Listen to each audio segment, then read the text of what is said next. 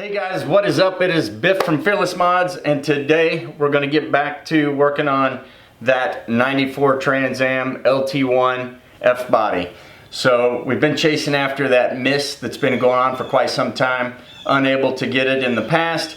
Thank you for all of you that have continued to look at it and make comments on the previous videos. So what we're going to do today is start off with a coil, still chasing down from the ignition standpoint. So I got a coil. I'll put that on quick, first and easy, and I am anticipating that will not fix the problem. So the next thing I have is a new Optispark Distributor. So that'll be going in there. We're going to show you how to do that from start to finish. Fingers crossed that ends up being the culprit, but I'm not confident. So this will be more than likely a long video and not just a quick coil install. But stay tuned and you'll find out.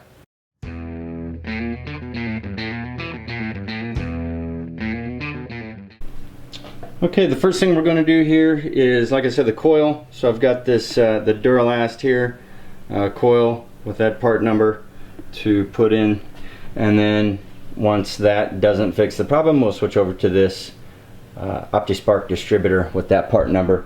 So first things first, we're just going to go ahead and clear out some of this intake, ducting, whatever you want to call it, and then we'll get down into here and take care of swapping out that component back there against the head, which is the coil. Okay, so I've pulled out the air ducting. I had to disconnect the air temperature, air inlet temperature. I disconnected the MAF sensor.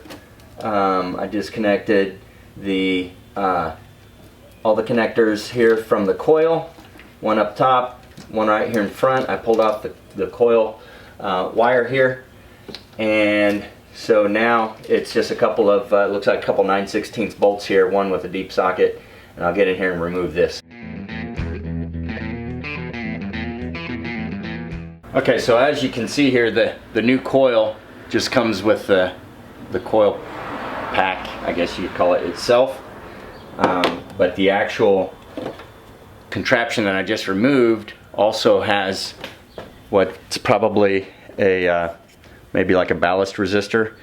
Hadn't even thought about that. There's one more potential component that that could be causing me problems. Won't know, but so right now I'm just going to remove these two screws here, nuts and bolts, and remove this one and put this one on, and then we will be able to slap it back on and go with it. Hopefully this isn't causing any of our problems.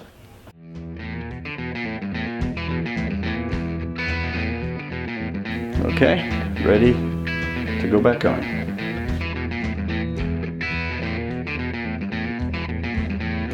Alright, the bolts are in. Now it's time to just plug all the connectors back on.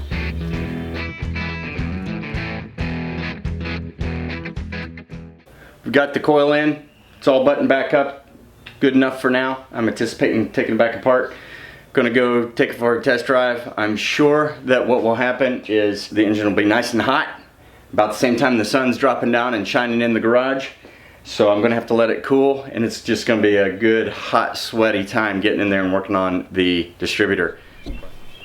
All right, guys, hey, it is a new day, and we are going after that Optispark. So the coil didn't fix the problem. Time to go into the Optispark. If that doesn't do it, then I'm thinking maybe it's that little ballast resistor on there, which would be a quick, easy fix. But without further ado, let's walk you through how to do an Optispark swap out for the distributor on this LT1 engine. First thing, let's just kind of walk through what we're going to do here again. So I've got my water pump gaskets. We're going to go ahead and remove this again, the ducting, and we're going to start pulling away some of the sensors and getting to the water pump. We'll drain the radiator, because like I said, the water pump does have to come off, as well as probably a couple of the water lines, and then we will start looking at it. I'll update you once we start doing that, but you're going to see a little time lapse here of us just kind of starting to peel away that stuff and drain the radiator.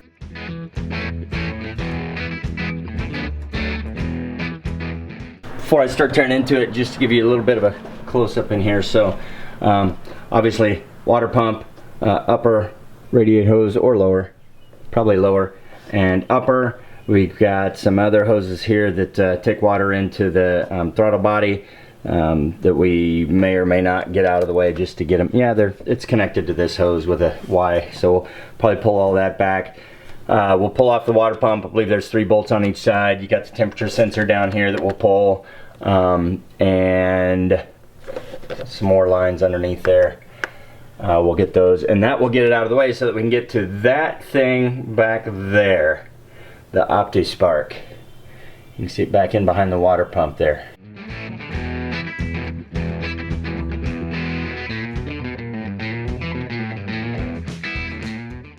Alright, this thing right here looks like an AC line, but it actually isn't, and this is actually just a bleeder spot to bleed air out of your system. So it comes down and has a normal hose clamp straight out of the top of the water pump, comes up and curves over here, and so we're going to go ahead and pull that off down here as well so we can get that out of there. Got both of those, got a couple more hoses yet, 2 more at the bottom, and this one that are all attached to the water pump, plus this one that goes into the throttle body that we're going to pull off anyway because it's attached to this.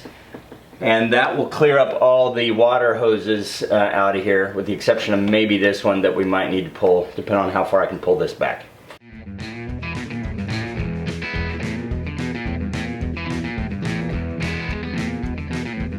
After you've drained the radiator, pretty simple little plug here that I pulled out. I didn't even have to put any pliers on it. I was able to break it loose, and it hasn't been loose in I don't know how many years.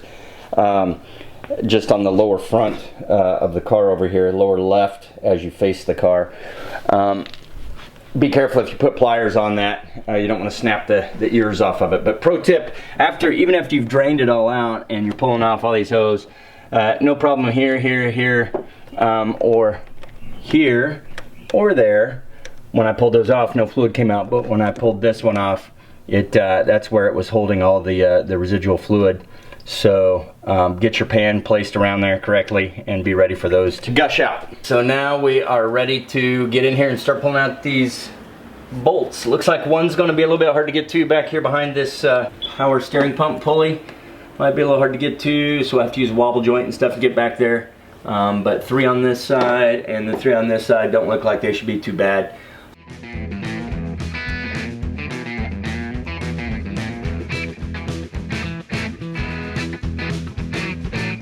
Yeah, I'm using 14mm sockets. 9/16 would work as well, but I've got it on just a 3/8" swivel with a 3" extension. Got the short socket on there. And I'm just going to reach under here over the belt and see if I can get it on that bolt, which I did. Doesn't look like I'll have enough room to get the air ratchet in there, so I'm probably going to have to do it like I did on that last one with this ratchet and maybe the breakover bar. Okay, so I'm going to change plan here a little bit, and because that's just going to be a little hard to get to with this fan, I'm thinking once I pull these 3 bolts off and just pull this cover off, it might be as simple as just disconnecting the electrical connector and pulling the fans out. So I'm going to give that a shot.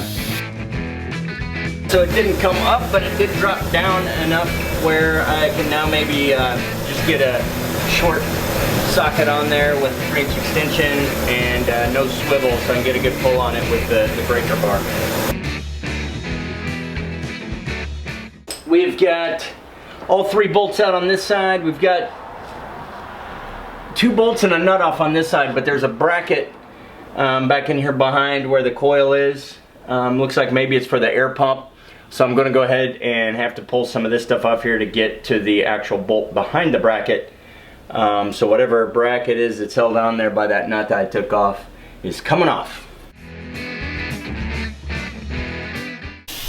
Alright, here's the bracket right there. So there's the nut I took off, saw the bracket behind it, and so therefore removed the coil here, and now that shows that if I pull this out I should be able to pull that bracket off. Hopefully it doesn't go down there. It looks like there's a bolt missing there on my air pump, but anyway, pull those brackets off, and then that'll let me get to this nut back here on the back side, or the bolt on the back side of that, and remove my 3rd and final water pump bolt.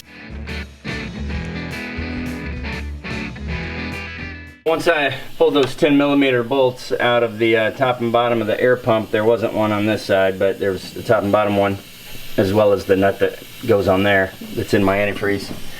I had to pull the whole air pump off so I could reveal that bolt that's sunken into the bracket down there. So we'll go ahead and take that bolt off. That should allow the entire bracket to come off. Let me get to the last bolt on the water pump. I know I said should, but now I'm going to show you that, no, that wasn't it. There's another. There's a bolt hiding in behind there. I don't know if you can see it. That little bolt hidden in there. And then that should be it. And if it's not, we'll probably have to pull the water pump to get to the last bolt that allows us to pull the bracket so that we can pull the water pump. I would recommend marking these wires because you don't want to get all these off and then put it all back together and you see how buried they are, only to find out that you've got them on wrong. So I'm going to mark them. I'm just going to go 1, 2, 3, 4, top down, top to bottom, and then that way I can put them, make sure that they go on in the same order.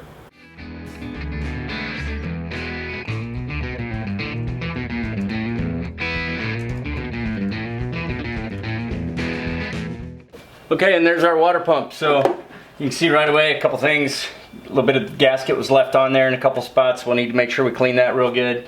This is the input shaft back here. It's geared, comes straight out of the front, just above the Optispark, and which you can see if I move this out of the way. There's the gear popping straight out of the front. Here's our Optispark. We've got a replacement wire here, start to finish. It hooks up top here, so we'll replace that. And go ahead and start looking at what we got to do now to pull this off. The hard part's not over yet because we've got this harmonic balancer that sits right in front of the thing.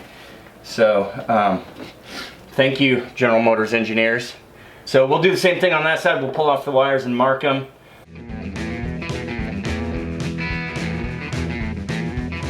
What I'm doing right here is just using like a 1/2 or 13mm socket here, putting a breakover bar on it, 3/8 inch, and then rotating it clockwise on that tensioner to go ahead and bring the tension off this belt here, so I can go ahead and just pull that belt off. It'll give me more room to work around as I look into what it's going to take to get behind this balancer. Sometimes all you can do is laugh. So took out the 3 bolts out of the balancer. There's a great video on YouTube that's for doing this on an LT1 Corvette engine. So I've been kind of looking at that, but it's a little different here, the LT1 on the F-body Trans Am. Probably Camaro might be slightly different or the same. It's hard to say. Each one of these, what are they, pony cars, might be a little bit different. But 3 of these bolts that I took off, I used a 5/8 socket, 1/2 inch drive with my breakover bar. You saw I just gave them a quick hit, and that was enough to break them loose. I wasn't going to be able to get an impact wrench in there, and it was turning the engine, so just that quick hit though was enough to break it loose. Then I was able to get in there with the ratchet, which I didn't even need. I ended up pulling them off by hand. And then because the Optispark is coming out, rather than use a puller, I just used my pry bar in here on both sides, just kind of walking it back and forth on each side and trying to work down lower as I created a little space until I walked it off.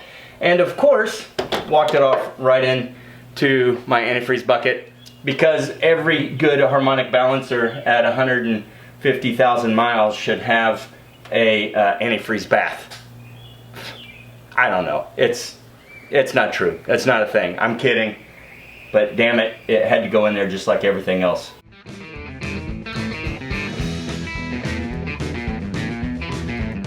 Okay, so a couple things on this water pump.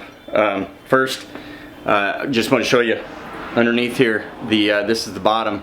You got that weep hole where if there's any leakage out of there, you can normally really see some kind of buildup of antifreeze stuff as it has come out and dried, that kind of thing. What you'll see on mine is a little more of a blackening stuff here where you got stuff that spun out. And the reason I say that is because I replaced this water pump once already, and that's why I'm not going to do it now. But you got this coupler sleeve here that goes from the gear here to the gear that comes out of the front of the the engine, and I'm going to put just a little bit of grease in there. There's still a little bit of grease in it, but I'm going to freshen that up, and that's what has spun out of there and caused most of that, more than likely. You saw I cleaned up the front of the front cover there, just for good measure, just so that I'm starting from a cleaner, fresh slate. And I wasn't worried about the Optispark, which was obviously very dirty, because it's getting replaced. So let's go ahead and get on with that now. The new Optispark Distributor, like I said, it comes with a new harness here. So removed and threw out the old one. We'll fish that one through and install it. But the reason I know that this Optispark is original is because if you look at it, you got the 4 holes coming out for plug wires on your left and on your right, and the coil on top plus the electrical connector there, and that's it, nothing else.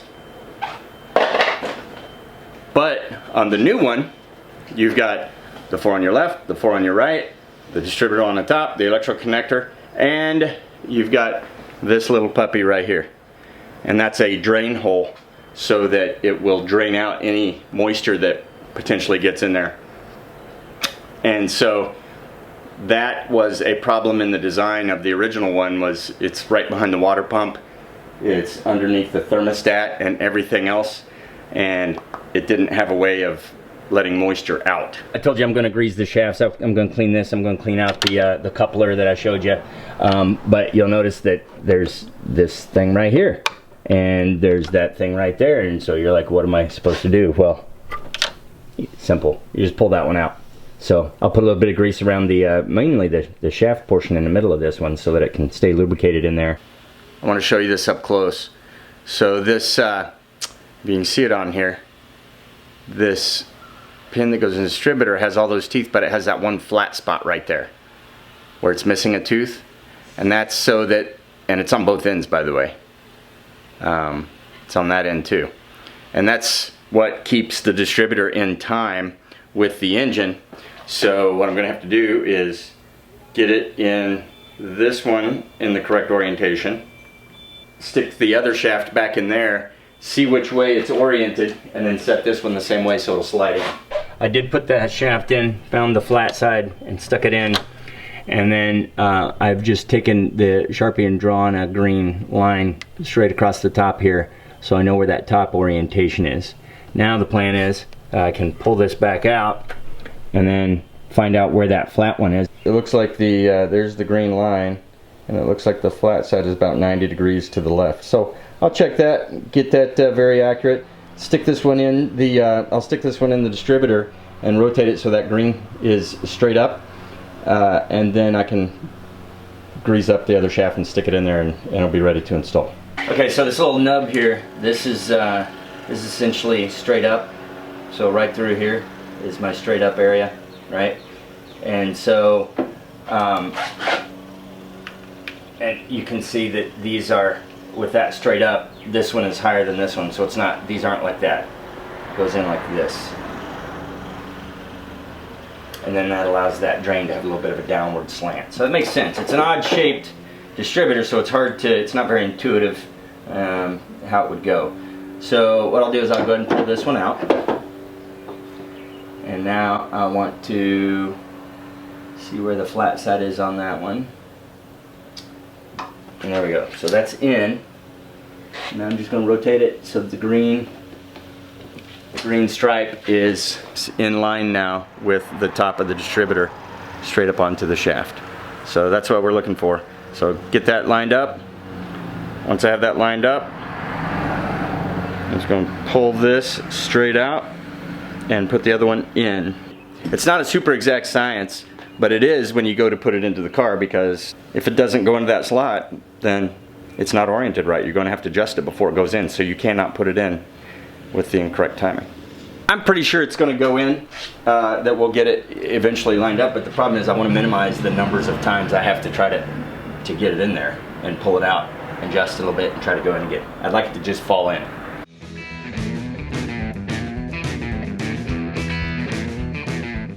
Eventually.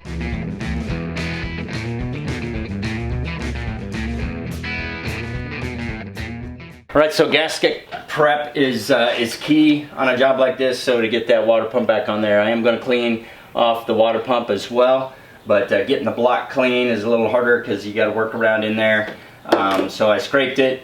I used some emery cloth on it to sand it a little bit, and then I cleaned it with some drying cleaner, either like a electronic cleaner, a ether, brake cleaner, anything you can get in there that has kind of a drying agent to it. So we can clean it off and degrease it, and then I've already snugged up the Optispark. So now that I've got that clean, I'll go ahead and put all the plug wires back on, and we'll be getting ready to go on with the water pump.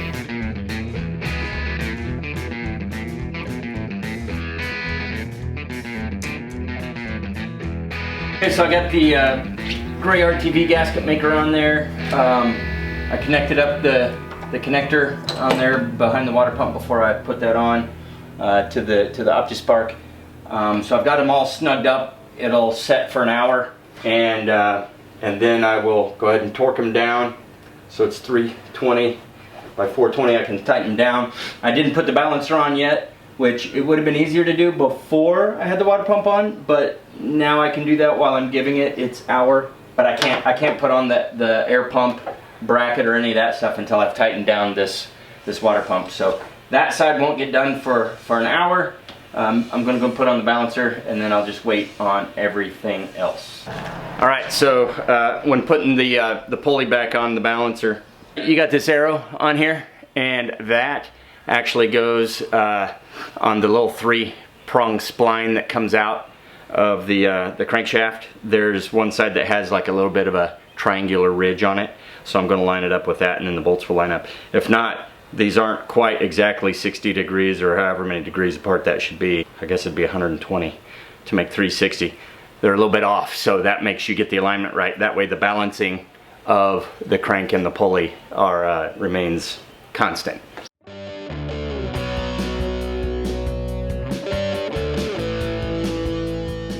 It's been an hour, so I'm going to go ahead and snug this water pump up, and I've already tightened up the balancer and put the serpentine belt back on with the tensioner. Pretty easy job.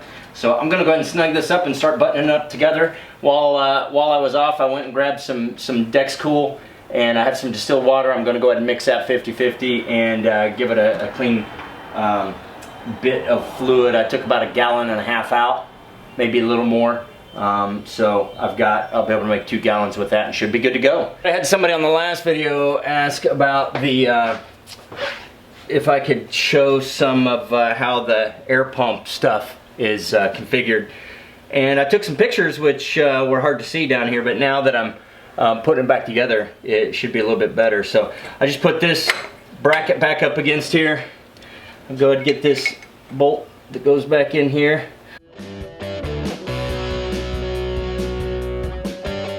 A quick pro tip here, you'll notice that when I'm putting in all these bolts, I'm especially these here that are going into the aluminum head, I am not using the air ratchet or an air gun or an electric gun of any kind. I'm doing them by hand, and even though I'm not torquing them, I'm just snugging them to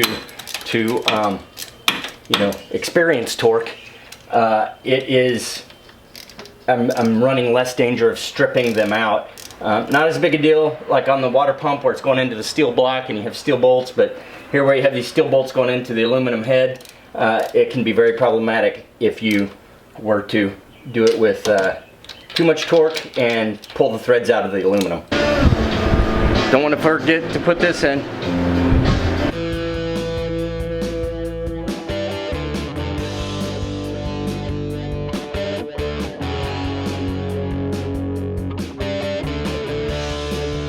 It's a moment of truth.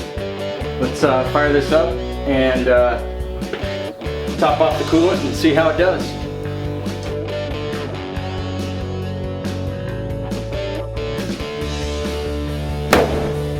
Alright guys, I'm nervous. I don't know if this is going to work or not. It does have a little bit of a rough idle that I don't remember it having before, but it does seem to be revving okay. So I'm going to go ahead and jockey some cars around here and we'll go take it for a test drive.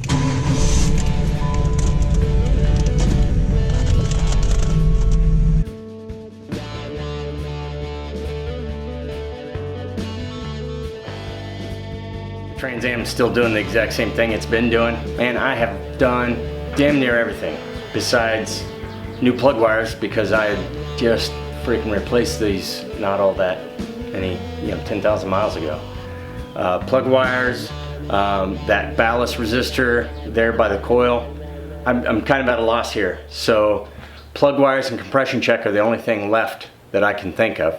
But we gave you a video on changing the Optispark distributor on the GM LT1 engine that you find in most F-body, specifically the 94 Trans Am, probably 93 through 95, 6, whatever, LT1 Trans Ams, perhaps even the Camaros. It's a great resource for you to get started, get in there and tackle the job yourself. On a difficulty scale, I would say is a little bit harder than doing the intake, believe it or not, just because it took longer. And but it's, once again, one of those grueling bend at the knees, backwards over the car all day long kind of event. I hope that if you're thinking about doing one of these jobs yourself, that you'll jump in there and tackle it, that we've shown you that you can get in there and do it. Please remember to like and subscribe. Thanks for watching Fearless Mods. We'll catch you again next time. Take care.